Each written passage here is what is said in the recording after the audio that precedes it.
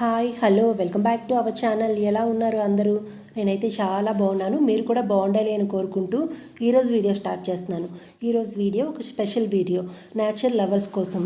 ఇక లేట్ చేయకుండా స్టార్ట్ చేసేద్దామా వీడియోని? ఇప్పుడు రివర్స్లో చూపిస్తున్నాను కదా, ఇదంతా జిందాల్ స్టెయిన్లెస్ లిమిటెడ్ అనే కంపెనీ. వైజాగ్లో ఉండే వాళ్ళకి ఈ కంపెనీ గురించి తెలుస్తుంది. ఈరోజు వీడియోలో నేను ఉమా రామలింగేశ్వర ఆలయాన్ని చూపించాలి అనుకుంటున్నాను. నార్మల్ టెంపుల్ అయితే చూపించడానికి ఏమీ స్పెషల్ ఉండదు కదా. ఈ టెంపుల్కి ఒక స్పెషల్ ఉంది. ఆ స్పెషల్ ఏంటంటే ఈ ఆలయం ఒక చెట్టు త్వరలో ఉన్నట్టుగా ఉంటుంది. విశాఖ నుంచి అరకుకి వెళ్ళే దారిలో అనంతగిరి మండలంలో కాశీపట్టణం అనే ఊరిలో ఈ చెట్టు ఆలయం ఉంది. ఈ ఉమారామలింగేశ్వర ఆలయానికి ఎంత ప్రత్యేకత ఉంటుందో, ఈ ఆలయానికి సమీపిస్తున్న కొలది రోడ్డుకి ఆ సైడు ఈ సైడు ఉన్న కొండలు, తోటలు, చెట్లు అంతే ప్రత్యేకంగా అందంగా అనిపిస్తాయి. ఇక ఎక్కడ పడితే అక్కడే సెల్ఫీ లవర్స్ సెల్ఫీస్ తీసుకుంటూ కనిపిస్తారు. ఇంకా అక్కడక్కడ గుబురుగా ఎదిగిన వెదురు మొక్కలు చూస్తుంటే మనసుకి చాలా ఆహ్లాదంగా అనిపిస్తుంది. ఇక్కడ నుండి జాగ్రత్తగా చూడండి. ఇక్కడ ఒక కొండ కనిపిస్తుంది. ఈ కొండ చాలా స్పెషల్. కాశీపట్టణం అని గూగుల్ చేసినప్పుడు మెయిన్గా ఈ కొండే కనిపిస్తుంది. అరకు వెళ్ళే వాళ్ళు ప్రతి ఒక్కరూ ఇక్కడ ఆగి సెల్ఫీస్, వీడియోస్ తీసుకుంటూ ఉంటారు. అదే కనిపిస్తుంది కదా, ఆ కొండే. కెమెరా 50% కూడా జస్టిస్ చేయట్లేదు. చాలా అందంగా ఉంది బయట అయితే కనుక.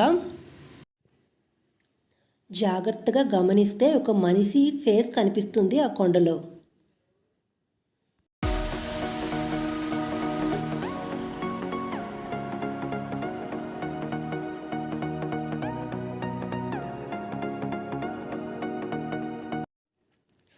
ఇప్పుడు ఒక కొండ చూపించాను కదా, ఆ కొండ ముందే ఈ టెంపుల్ ఉంటుంది, కొత్తమ్మ తల్లి అనని.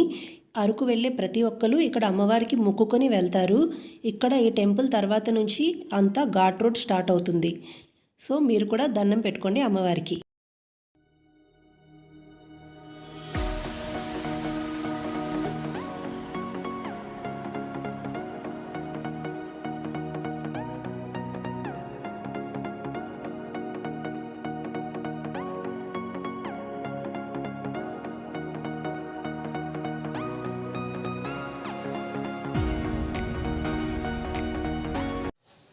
ఇంకా ఇప్పుడు మనం ఊరిలోకి వచ్చేసాం. ఊరిలోని ప్రతి ఇంటి ముందు, అంటే అది ఎంత చిన్న ఇల్లు అయినా సరే, ప్రతి ఇంటి ముందు గార్డెన్ అయితే ఉన్నది. చూస్తున్నారు కదా చుట్టూ ఎంత అందంగా ఉన్నదో. ఇప్పుడు మనం టెంపుల్ దగ్గరికి వచ్చేస్తున్నాం. అగో కనిపిస్తుంది కదా ఒక ప్రహారీలాగా, వైట్ ప్రహారీలాగా, అదే టెంపుల్. ఇక లేట్ చేయకుండా మనం టెంపుల్లోకి వెళ్ళిపోదామా అయితే. ఎంట్రన్స్ ఇలా ఉంటుంది. అన్ని శివాలయాల్లాగే ఈ శివాలయానికి కూడా ఫ్రంట్ నందీశ్వర ఉన్నారు. చూస్తున్నారు కదా టెంపుల్ అయితే ఇలా ఉంటుంది బయట నుంచి. చెట్టు త్వరలో ఉన్నట్టుగానే ఉంది కదా. ఇప్పుడు మనం లోపలికి వెళ్దాం. నేనైతే ఒక 4 years బ్యాక్ వెళ్ళాను. అప్పుడు ఇంత డెవలప్ అవ్వలేదు, ఎలక్ట్రిసిటీ కూడా లేదు. లోపలంతా చాలా చీకటిగా భయంకరంగా అనిపించింది. లోపల బయట కూడా మాకైతే పాము స్కిన్ అయితే కనిపించింది. దాన్ని చూసే మేము సగం భయపడిపోయాము. చూడండి, మీరు అందరూ కూడా దర్శనం చేసుకోండి స్వామివారిని. లోపల చూపిస్తున్నాను, పైన చూడండి. ఆ ఎదురుగా కనిపిస్తుంది కదా, అవన్నీ స్పెషల్ పూజలప్పుడు అలంకరణకి యూజ్ చేస్తారంట. బయట ఎలా ఉందో చూద్దాం. బయట చూస్తున్నారు కదా, అసలు టెంపుల్ అనేది ఎక్కడ కనిపించకుండా మొత్తం చెట్టు అల్లేసింది. ఈ టెంపుల్కి 500 ఏళ్ల నాటి చరిత్ర ఉంది. విజయనగరం రాజులు ఈ టెంపుల్ని, ఈ లింగాన్ని స్వయంగా ప్రతిష్ఠించారంట. వాళ్ళు స్వయంగా ఈ లింగానికి పూజలు కూడా చేసేవాళ్ళు. ఆ రాజులు ఉన్నంత వరకు ఈ ఆలయం బాగోగులు చాలా బాగానే ఉండేవి. ఎవ్వరు పట్టించుకున్నా పట్టించుకోకపోయినా ఈ చిన్న చెట్టు పట్టించుకొని అంతా అల్లుకుపోయింది. ఇప్పుడు ఎక్కడ చూసినా ఈ వృక్షమే కనిపిస్తుంది. ఒక చిన్న మర్రి మొక్క కాలక్రమంగా దాని బ్రాంచెస్తో మహావృక్షం అయిపోయి ఈ ఆలయాన్ని పూర్తిగా మూసేసింది. ఈ వృక్షం వయసు 100 ఏళ్ళు ఉంటుందని ఇక్కడ స్థానికులు చెబుతున్నారు. నార్మల్ టైంలో కన్నా కార్తీక మాసంలో ఇక్కడ భక్తుల సందడి చాలా ఎక్కువగా ఉంటుంది. చూస్తున్నారు కదా ఎంత పెద్ద వృక్షంలా మారిపోయిందో. ఈ చెట్టు వల్లే ఈ ఆలయానికి ఇంత ప్రత్యేకత వచ్చింది. ఈ టెంపులే కాకుండా చుట్టూ ఉండే ప్లేస్ కూడా చాలా ఆహ్లాదంగా అందంగా పచ్చగా కనిపిస్తుంది. ఈ టెంపుల్కి కొంచెం ముందుకు వెళ్తే అక్కడ ఒక చిన్న రివర్ ఉంటుంది. ఆ వాటర్ అంతా అరకు నుంచి వస్తుంది అని ఇక్కడ వాళ్ళు చెప్తున్నారు.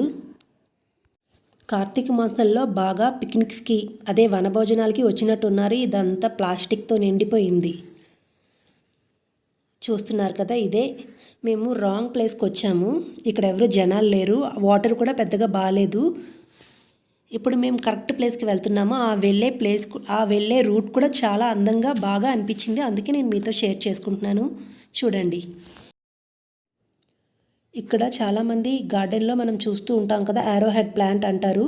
అలాంటిదే ఆర్నమెంటల్ ప్లాంట్స్ ఇవి ఎక్కువగా ఉన్నాయి ఈ దారి మొత్తం.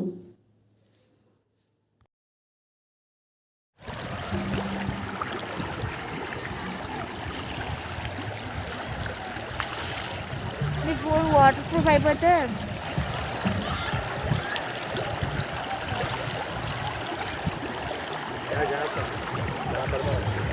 ఇప్పుడు నేను ఒక హోటల్ రివ్యూ కూడా ఇవ్వాలనుకుంటున్నాను. శృంగవరపు కోట, అదే వాడుకలో ఎస్కోట అంటాం కదా, అక్కడ ఉన్న ముంతాజ్ హోటల్ గురించి. ఈ హోటల్ని ఎందుకు స్పెషల్గా మీతో షేర్ చేసుకోవాలి అనుకున్నానంటే, చూడండి అక్కడ ఎలా ఉందో. ఒక ట్రైన్ కనిపిస్తుందా, ఒక కంపార్ట్మెంట్. మనం రైల్వే స్టేషన్లో లేము, హోటల్లోనే ఉన్నాము. ఈ హోటల్ని ఒక ట్రైన్లా డిజైన్ చేశారు. ఇక లోపల ఇంటీరియర్కి అయితే చాలా బాగుంది. ఏదో ఓల్డ్ ట్రైన్ చూస్తున్నట్టుగా ఇంటీరియర్ అది చాలా బాగా అనిపించింది నాకైతే. చూస్తున్నారు కదా, ఈ సైడ్ విండోస్ కూడా మనం ట్రైన్లో ఉండి విండోస్ని చూస్తున్నట్టే, అది ట్రైన్ లోపల నుంచి బయటకు చూస్తున్నట్టుగానే అనిపించింది. ఈ లైట్స్, ఈ ఇంటీరియర్ అంతా ఇంకా అయితే చాలా బాగుంది, చూడాల్సిందే ఖచ్చితంగా. పైన సీలింగ్ లైట్స్ చూడండి, చూపిస్తాను. చాలా బాగున్నాయి కదా. ఈ ఫ్యాన్ చూస్తే నాకైతే ట్రైన్లో ఉన్న ఫ్యానే గుర్తొచ్చింది. ఇక ఇక్కడ ఫుడ్ విషయానికి వస్తే బిర్యానీ అయితే చాలా బాగుందండి. మేము ఫ్రైడ్ చికెన్ బిర్యానీ తీసుకున్నాము. వాళ్ళు ఏదో స్పెషల్గా ఒక రైతా లాంటిది ఇచ్చారు. అక్కడ గిన్నెలో ఉంది కదా, అది కూడా చాలా బాగుంది. అన్ని హోటల్స్లో ఉన్నట్టుగానే అన్ని రకాల బిర్యానీలు ఉన్నాయి. కాకపోతే ఇక్కడ బిర్యానీ టేస్ట్ మటుకు చాలా యూనిక్గా ఉంటుంది. ఎవరైనా ఇటువైపు వెళ్ళినట్టయితే కనుక ఇక్కడ మటుకు ఖచ్చితంగా ఈ బిర్యానీ టేస్ట్ చేసి వెళ్ళండి. మీకు ఈ వీడియో నచ్చితే కనుక నా వీడియోని లైక్ చేయండి, షేర్ చేయండి, కామెంట్ చేయండి. మీ వాల్యుబుల్ కామెంట్స్ని నాతో షేర్ చేసుకోండి. Thank you for watching.